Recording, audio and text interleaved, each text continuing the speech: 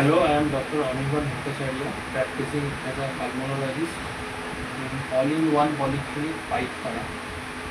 On behalf of World Asthma Day, we are sharing a video on important aspects of asthma. Asthma is a hyperreactive disorder of the airways in which there is bronchospasm. বাংলায় বললে যে জিনিসটা দাঁড়াচ্ছে সেটা হচ্ছে হাঁপানির সমস্যা, সেটা অনেক সময় অ্যাজমা হিসেবে প্রেজেন্ট করে।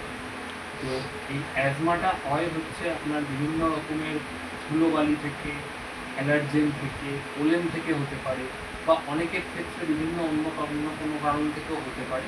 কিন্তু এটাতে যেটা দেখা যায় যে শ্বাসকষ্ট হচ্ছে, কাশি হচ্ছে, যেটা রাত্রির বেলায় বা ভোরের দিকে বাড়ছে, বুকের মধ্যে একটা আওয়াজ হচ্ছে এবং একটা হাঁপানির ফিলিং হচ্ছে, এরকম কিছু আপনাদের থাকলে নিকটবর্তী ডাক্তারকে দেখান বা হসপিটালে যান বা কোনো রেসপিরেটরি ক্লিনিকে যান।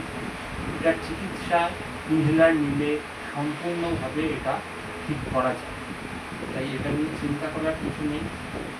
অ্যাজমার কোনো সিমটমস আপনার মধ্যে থাকলে আপনারা সঙ্গে সঙ্গে নিকটবর্তী ক্লিনিকে যান, যে কোনো রেসপিরেটরি ফিজিশিয়ানকে দেখান বা দরকার পড়লে হসপিটালে কোনো ওপিডিতে যান, সেখানে দেখান এবং এটার চিকিৎসাটা তাড়াতাড়ি শুরু করুন।